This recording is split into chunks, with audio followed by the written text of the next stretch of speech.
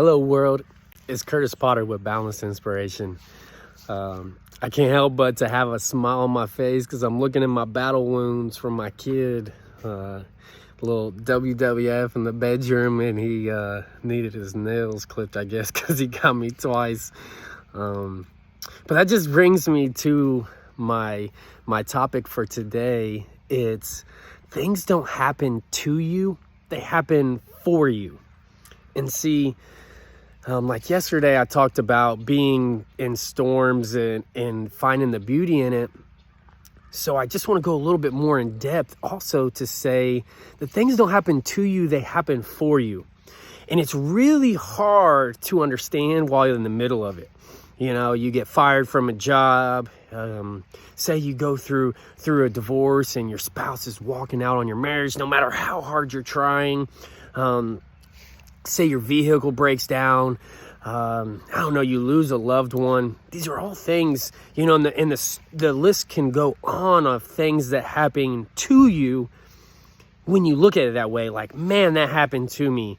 You know, my vehicle broke down. Man, that happened to me. I got fired from a job. Man, that happened to me. But see, there's actually beauty in it if you decide to find it.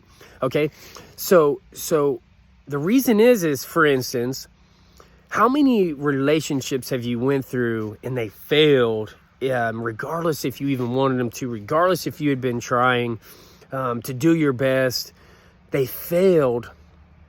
But then the next relationship that you went into was the best relationship ever. You know, I'm not for divorces. You know, back before I was living in the flesh, it was no big thing to me. But now that I'm walking in God, I you know, you try to give everything you possibly can before you end a marriage. But how many people have you saw that went through a divorce? They're on their second marriage, and it's amazing. And that's because they thought about all the things they did wrong. You know, when you're going through it, it's a terrible situation, but they use that to become the best version of themselves for the next one. You know, you lose the love of your life and you're like, man, I will never make those mistakes again. So see, then you spend the rest of your life in a marriage that's amazing. Maybe you were pickier about the person that you chose. You made sure that you were evenly yoked. You were on the same page, going in the right direction. And then even like a buddy of mine I've talked about in other videos is him and his wife made the decision before they got married that the week after their honeymoon, they was going to go through marriage counseling together. See, they had a game plan and an understanding because they had been in other relationships that had failed, and they knew going into this one, it was going to be different. You know what? We're going to put down our pride and ego. We're not going to say, hey, we're perfect. And they allowed their previous situations to catapult them and make the rest of their life the best of their life. And you're like, okay, well, how if I lost a loved one, how can that be for me and not to me? Like, I lost a parent, I lost a spouse, I lost a child. I never want to feel that feeling. I did lose a child that was in my wife's belly, and it was one of the worst feelings in the world. I couldn't even imagine losing a kid that you've spent life with. And you're like, how was that for me? And I just keep remembering Toby Mac. He had lost his kid, and it was terrible. But the way that it happened for him is, see, the thing is they say that God will not put something on your shoulders you cannot handle. And he was somebody that had been walking in God for so long and preaching his word that he actually used that as an opportunity, that his shoulders were strong enough to where, you know, he didn't want to commit suicide himself. Instead, he used that as an opportunity to talk with other parents who were going through that battle and struggling and maybe even considering committing suicide because they had lost their child. So it didn't happen to him. It happened for him, because even in the song that he sings, he says, you know what?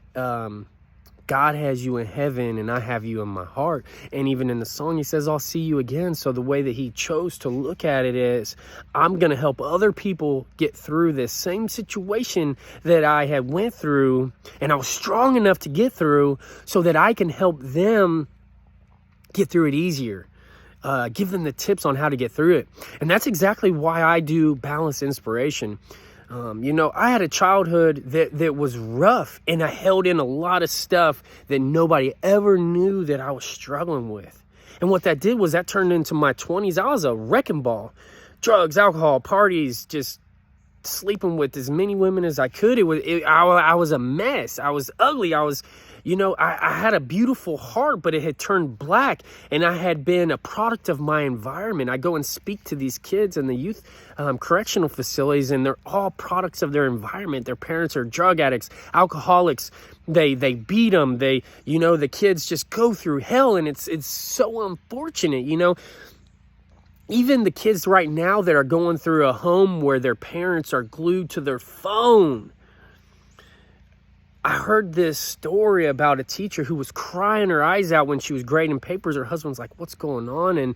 And she said, I had the kids write an essay about what they want to be. And the kid had wrote that he wanted to be a cell phone because his parents always made time for their phone.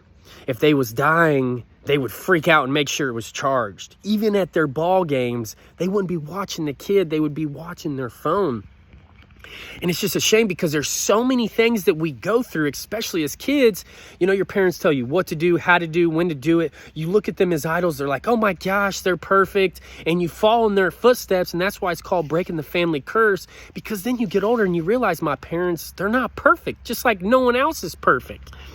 And see, then you get to a point where you're like, you know what, that happened for me. My childhood, I looked at it as a burden for a long time. I thought, man, that happened to me. Why did that happen to me? And it actually happened for me because if I wouldn't have went through all that stuff, I would never be Kurtis Potter Jr., the inspirational, motivational speaker that I am. I would have never had a heart for that. If I would have never hurt as bad as I've hurt, it would have never gave me the heart to help other people that are going through that hurt and create this boundless inspiration just to help you, guide you, and show you all the mistakes I made along the way because I was so angry and jaded with the world and I couldn't trust, I couldn't love, I couldn't forgive, I couldn't give mercy, grace. It was all the things that I had struggled with that I finally had to realize that it happened to me.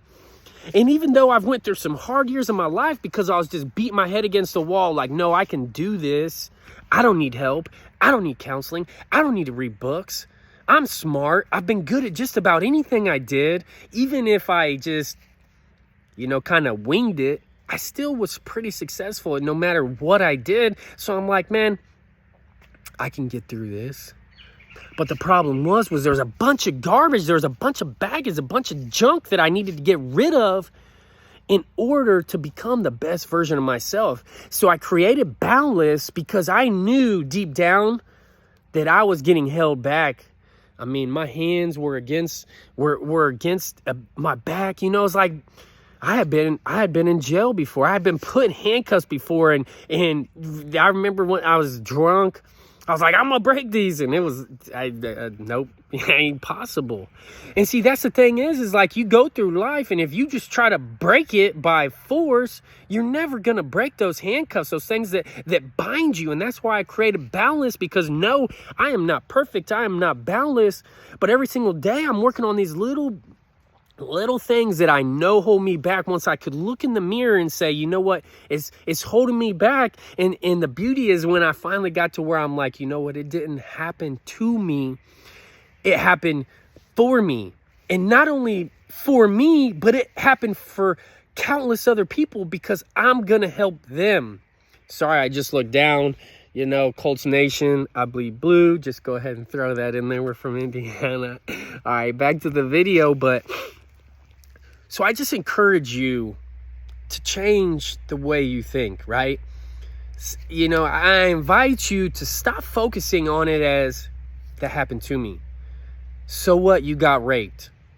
It was something that happened in your life, but now you're not dead. You can use that to help other women, other kids, even other boys on them getting raped and molested. And they may be struggling, and that look at the suicide rate. It is higher than it's ever been. You can help them get through it and say, hey, this is how I didn't create a victim mentality. Maybe I did for a minute, but that's how I'm not now. Now I'm creating a non-for-profit that helps women get through being raped and kids being raped. And instead of, the cycle, especially for, like, instance, men who were molested as a kid, they end up doing it themselves. So you know what? I'm going to speak to men like, I was molested as a child, and I didn't understand it. I struggled with it. I was angry. I didn't talk about it to anyone until I was 23, and then didn't talk to anyone about it again until I was like 27, and then didn't talk to anyone again until I went and saw Joyce Meyers live, and she talked about her testimony, and I was like, man, this only happened to me for a short amount of time. It happened to her pretty much her whole childhood. And look what she is a prime example of. It didn't happen to her. It happened for her. Now she is one of the most wealthiest evangelists in the world that are allowing God to speak through her lives and just changing the world. She's helping many people, hundreds of thousands and millions of people, change the world.